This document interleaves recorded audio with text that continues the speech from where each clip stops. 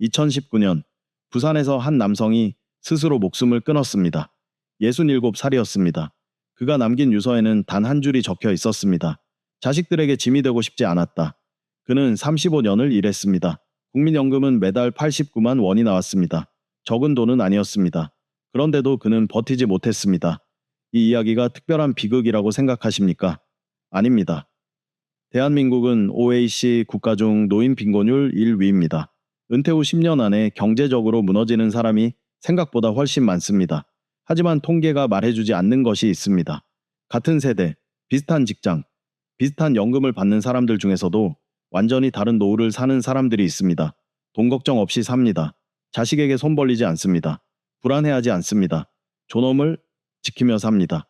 도대체 이 사람들은 뭐가 다른 걸까요? 무엇을 알고 있는 걸까요? 혹시 노후 자금 얼마면 충분한지 계산해 보신 적 있으십니까? 미국에서 유명한 4% 법칙이라는 게 있습니다. 은퇴 자금의 4%씩만 매년 꺼냈으면 평생 돈이 마르지 않는다는 공식입니다. 많은 분들이 이 법칙을 믿고 계십니다. 그런데 이 공식 그대로 한국에서 따라하면 파산합니다. 왜 그런지 오늘 정확히 설명해 드리겠습니다. 오늘 저는 돈이 마르지 않는 사람들의 5가지 습관을 말씀드리겠습니다. 이건 20대, 30대를 위한 재테크 조언이 아닙니다. 50대 후반에서 60대 이상, 지금 당장 노후를 준비해야 하는 분들을 위한 이야기입니다. 끝까지 보시면 왜 어떤 사람은 돈이 마르고 어떤 사람은 평생 마르지 않는지 이해하시게 될 겁니다. 첫 번째 습관은 자신에게 진짜 필요한 돈이 얼마인지 정확히 아는 것입니다. 단순한 이야기 같지만 대부분의 사람들이 이 계산을 틀리게 합니다. 아니, 계산 자체를 하지 않습니다. 흔히 이런 말을 듣습니다. 노후 자금 3억 원은 있어야 한다. 5억 원은 있어야 편하게 산다. 10억 원이 있어도 불안하다. 그런데 이 숫자들이 어디서 나온 건지 아십니까? 대부분 감입니다. 막연한 불안감에서 나온 숫자입니다. 혹은 누군가 텔레비전에서 한 말을 그대로 믿은 겁니다. 문제는 이 숫자가 당신의 삶과 맞지 않을 수 있다는 것입니다. 진짜 계산은 이렇게 해야 합니다. 먼저 한 달에 최소한 얼마가 있어야 생존이 가능한지 파악하십시오. 월세나 관리비, 공과금, 식비, 교통비, 통신비, 건강보험료. 이게 기본 생존 비용입니다. 그 다음, 이 금액의 12를 곱하면 1년 비용이 나옵니다. 여기에 앞으로 살아야 할 횟수를 곱하십시오. 지금 60세라면 90세까지 30년입니다. 100세 시대라고 하니 40년을 잡아도 됩니다. 그러면 당신만의 생존 숫자가 나옵니다. 그런데 여기서 많은 분들이 실수를 합니다. 서양에서 유명한 4% 법칙이라는 게 있습니다. 은퇴 자금의 4%씩만 매년 꺼냈으면 돈이 마르지 않는다는 이론입니다. 그런데 이건 미국 기준입니다. 미국의 물가 상승률, 미국의 의료 시스템, 미국의 투자 환경을 기준으로 만든 공식입니다. 한국은 다릅니다. 의료비 구조가 다르고 가족 간 경제적 기대가 다르고 부동산 중심의 자산 구조가 다릅니다. 100세 시대라는 말이 그냥 유행어가 아닙니다. 실제로 우리 세대는 부모 세대보다 훨씬 오래 살 가능성이 높습니다. 그런데 동계획은 여전히 70대 초반까지만 세우고 있습니다. 이게 문제입니다. 지금 당장 하셔야 할 일이 있습니다. 종이를 꺼내시고 2가지 숫자를 계산하십시오. 첫 번째는 생존 숫자입니다. 아무것도 안 하고 최소한으로 살 때 필요한 돈입니다. 두 번째는 여유 숫자입니다. 가끔 외식도 하고 여행도 가고 손주에게 용돈도 줄 수 있는 삶에 필요한 돈입니다. 이 두 숫자를 알면 막연한 불안이 구체적인 계획으로 바뀝니다. 무섭기만 했던 노후가 관리할 수 있는 문제로 바뀌는 겁니다. 대부분의 사람들은 2가지 실수 중 하나를 합니다. 필요한 돈을 너무 크게 잡아서 이미 포기한 사람이 있고 너무 작게 잡아서 위험하게 살고 있는 사람이 있습니다. 두 경우 모두 계산을 제대로 하지 않았기 때문입니다. 첫 번째 습관이 중요한 이유가 여기 있습니다. 적을 알아야 싸울 수 있습니다. 자신에게 필요한 진짜 숫자를 아는 것, 이것이 출발점입니다. 두 번째 습관은 보이지 않는 구멍을 찾아서 막는 것입니다. 은퇴 후 경제적으로 무너지는 사람들을 보면 큰 지출 때문에 망하는 경우는 생각보다 드뭅니다. 집을 잘못 사서 사업에 크게 실패해서 무너지는 경우도 있지만 더 많은 사람들은 작은 구멍들 때문에 서서히 가라앉습니다. 물이 새는 줄도 모르고 배가 침몰하는 겁니다. 고정지출이라는 게 있습니다. 매달 자동으로 빠져나가는 돈입니다. 문제는 이 돈이 언제부터 나가고 있는지, 왜 나가고 있는지 기억하지 못하는 경우가 많다는 것입니다. 10년 전에 가입한 보험이 아직도 빠져나가고 있습니다. 쓰지도 않는 헬스장 회원권이 매달 결제되고 있습니다. 한번 구독하고 잊어버린 서비스가 계속 돈을 가져가고 있습니다. 한 달에 3만 원, 5만 원씩 새는 돈이 1년이면 수십만 원이 됩니다. 10년이면 수백만 원입니다. 이 돈이 있었으면 노후가 조금 더 편했을 겁니다. 그런데 더 큰 구멍이 있습니다. 바로 자녀 지원입니다. 이건 한국 사회에서 특히 심각한 문제입니다. 자녀가 성인이 되고 결혼을 하고 아이를 낳았는데도 부모의 지출이 끝나지 않습니다. 손주 학원비를 보태줍니다. 명절마다 용돈을 줍니다. 자녀 보험료를 아직도 대신 내고 있습니다. 휴대폰 가족 결합이라며 요금을 같이 내고 있습니다. 처음에는 가끔 도와주는 거라고 생각했는데 어느새 정기적인 지출이 되어 있습니다. 이게 나쁘다는 말씀이 아닙니다. 자식을 돕고 싶은 마음은 당연한 겁니다. 문제는 이 지출이 얼마인지 정확히 모른다는 것입니다. 한 달에 얼마가 자녀에게 가고 있는지 계산해 보신 적 있으십니까? 계산해 보시면 놀라실 겁니다. 50만 원, 100만 원이 넘는 경우도 있습니다. 자녀는 부모가 넉넉한 줄 알고 부모는 조금씩 힘들어지고 있습니다. 이 구멍을 인식하지 못하면 나중에 진짜 문제가 됩니다. 또 다른 구멍이 있습니다. 병원과 약국입니다. 건강이 중요한 건 맞습니다. 그런데 건강을 챙긴다는 명목으로 과하게 지출하는 경우가 있습니다. 조금만 불편해도 병원에 갑니다. 영양제를 종류별로 사서 먹습니다. 건강보조식품을 이것저것 구매합니다. 물론 필요한 의료비는 써야 합니다. 하지만 불안감 때문에 쓰는 돈과 진짜 필요해서 쓰는 돈은 구별해야 합니다. 건강을 챙기는 것이 비싼 취미가 되어버리면 안 됩니다. 마지막으로 한국 사회 특유의 구멍이 있습니다. 경조사비입니다.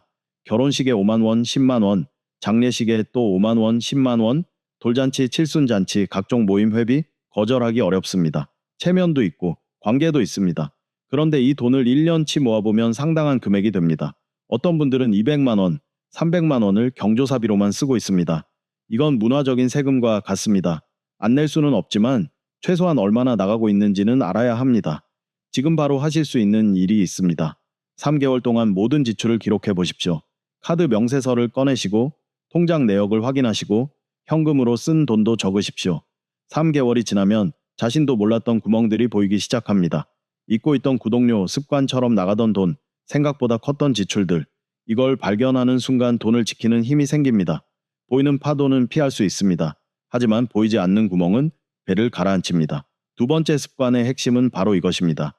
새는 곳을 찾아내는 것, 그것이 지키는 것의 시작입니다. 세 번째 습관은 건강을 재산으로 관리하는 것입니다. 그런데 오늘은 건강이 중요하다는 뻔한 이야기를 하려는 게 아닙니다. 숫자로 말씀드리겠습니다. 냉정하게 계산기를 두드리듯이 말씀드리겠습니다. 대한민국에서 뇌졸중으로 쓰러지면 얼마가 듭니까? 급성기 치료비, 재활치료비, 여기까지는 건강보험이 어느 정도 커버해 줍니다. 문제는 그 다음입니다. 후유증이 남으면 간병이 필요합니다. 간병인 하루 비용이 10만 원에서 15만 원입니다. 한 달이면 300만 원에서 450만 원입니다. 1년이면 4천만 원에서 5천만 원이 넘습니다. 5년이면 2억 원입니다. 요양병원에 입원하면 한 달에 150만 원에서 300만 원. 여기에 기저귀값, 유동식값, 각종 소모품 값이 추가됩니다. 뇌졸중 한 번에 노후 자금 절반이 날아갈 수 있습니다. 암은 어떻습니까? 건강보험이 있으니 괜찮을 거라고 생각하십니까? 표적 항암제 중에는 건강보험 적용이 안 되는 것들이 있습니다. 한 달 약값만 500만 원, 1000만 원짜리도 있습니다. 1년 치료비가 1억 원을 넘기는 경우도 드물지 않습니다. 여기에 상급 병실료, 간병비, 보조치료비, 암 한 번 걸리면 평균 본인 부담금이 5천만 원에서 1억 원 사이라는 통계가 있습니다. 이게 현실입니다. 당뇨는 어떻습니까? 당뇨는 당장 큰돈이 드는 병이 아닙니다. 그래서 사람들이 방심합니다. 하지만 당뇨는 이자가 붙는 빚과 같습니다. 처음에는 한 달에 약값 몇만 원입니다. 그런데 관리를 못하면 합병증이 옵니다. 당뇨 합병증으로 실명하면 어떻게 됩니까? 당뇨 합병증으로 발을 절단하면 어떻게 됩니까? 당뇨 합병증으로 투석을 시작하면 어떻게 됩니까? 투석 환자의 연간 의료비는 2천만 원이 넘습니다. 건강보험이 대부분 커버해줘도 본인 부담금과 간접 비용이 만만치 않습니다. 그리고 무엇보다 삶의 질이 완전히 무너집니다. 제가 이렇게 숫자를 나열하는 이유가 있습니다.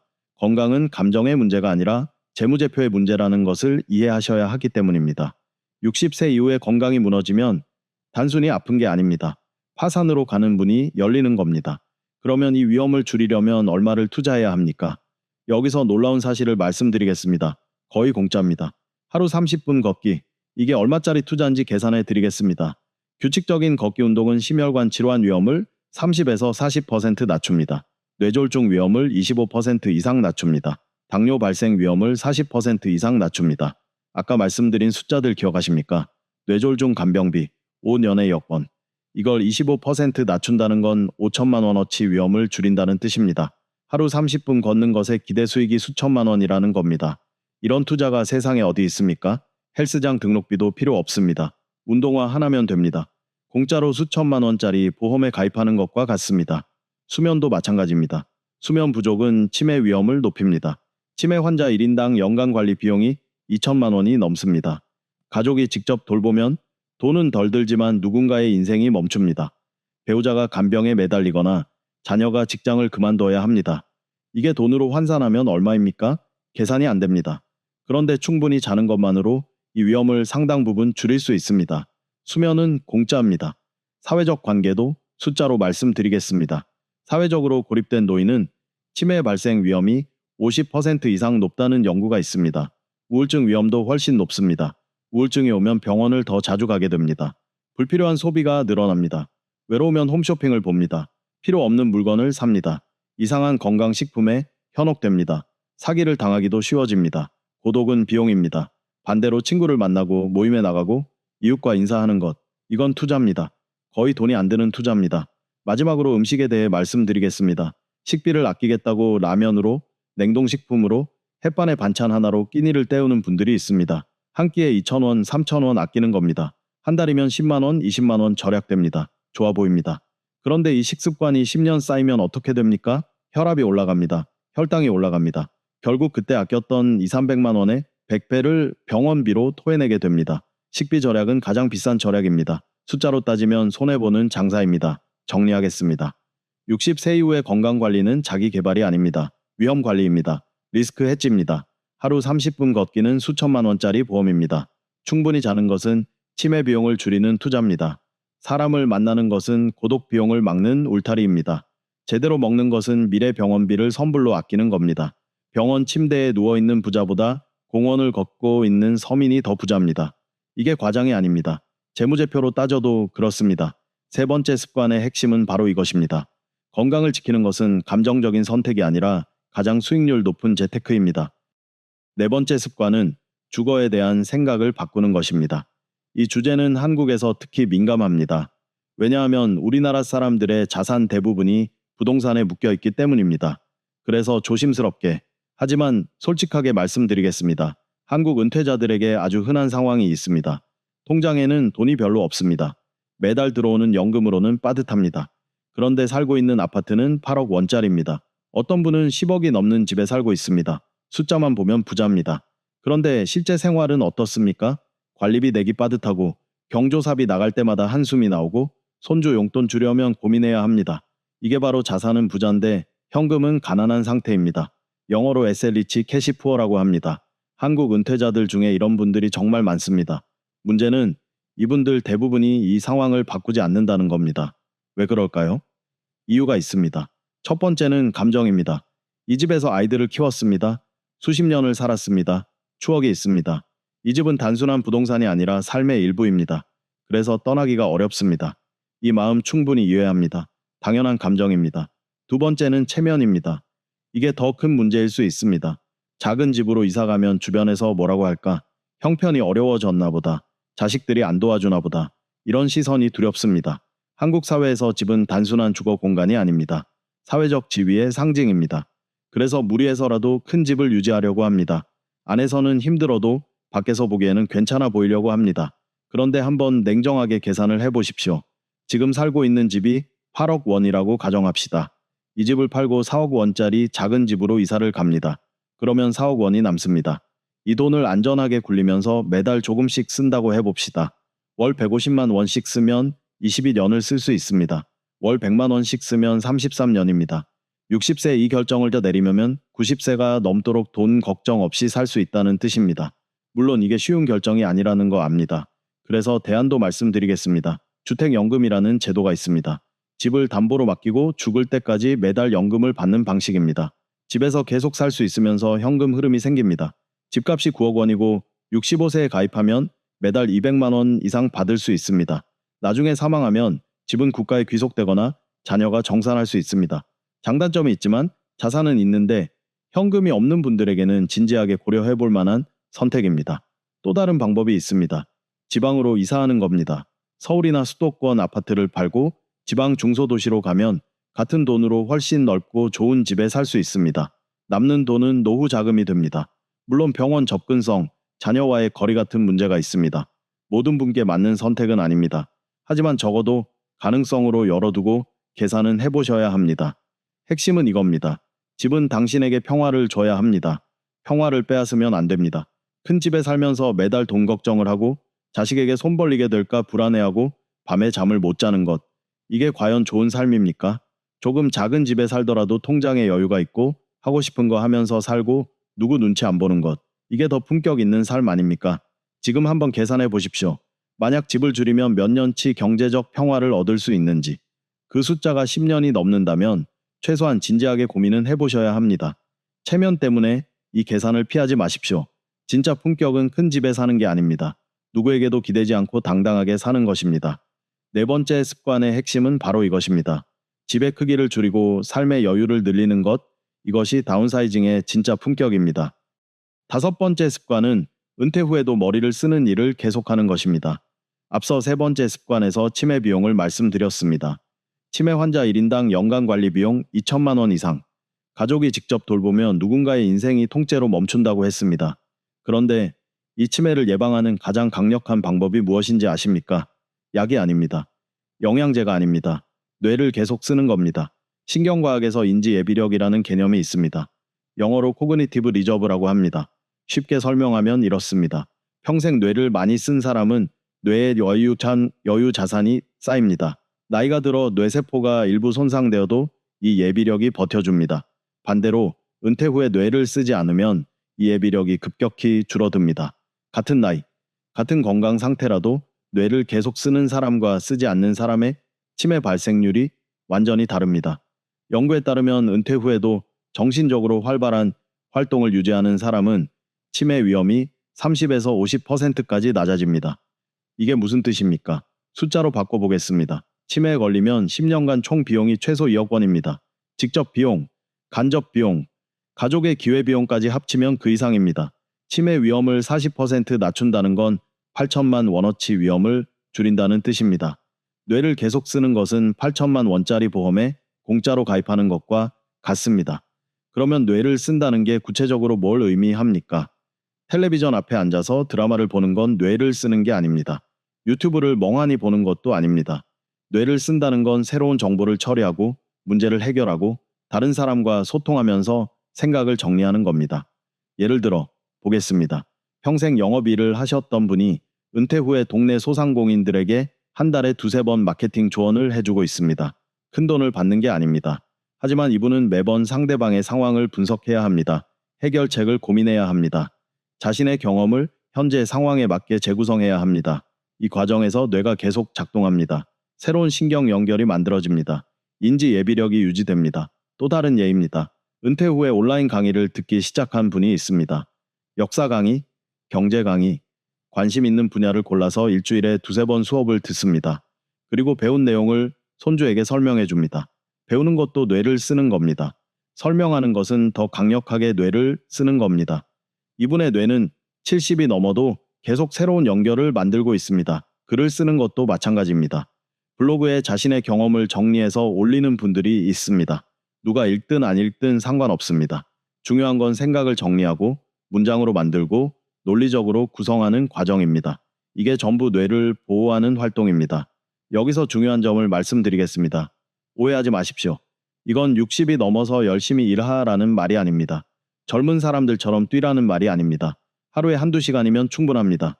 일주일에 며칠이면 됩니다. 핵심은 뇌가 새로운 문제를 만나고 해결하고 누군가와 소통하는 경험을 유지하는 겁니다.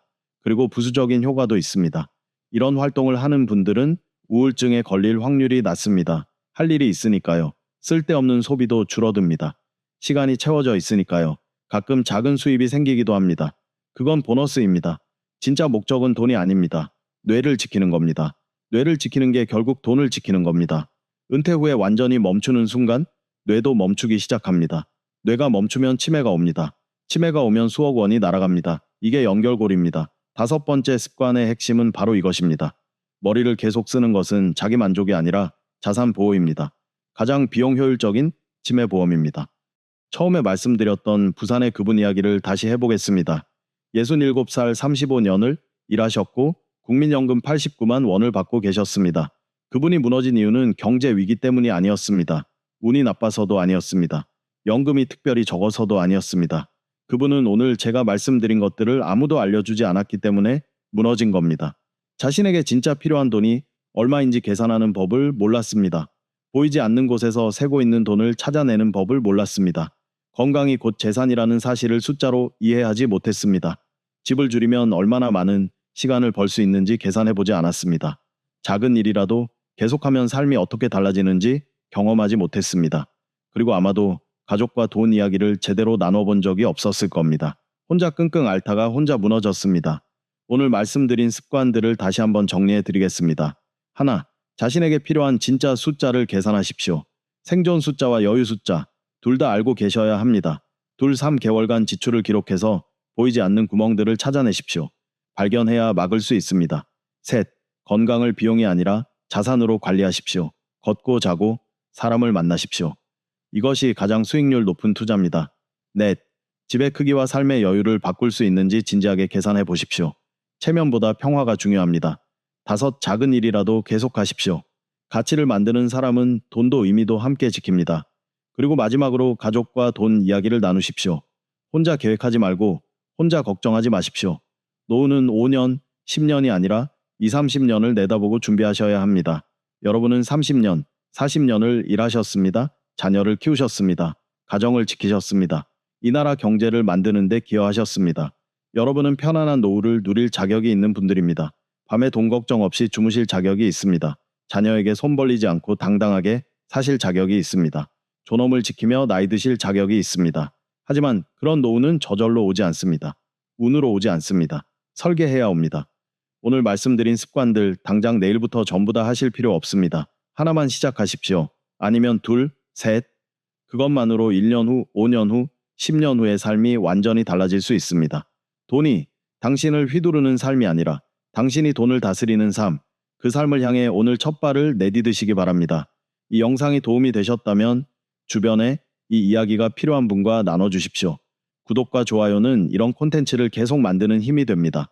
다음 영상에서 뵙겠습니다.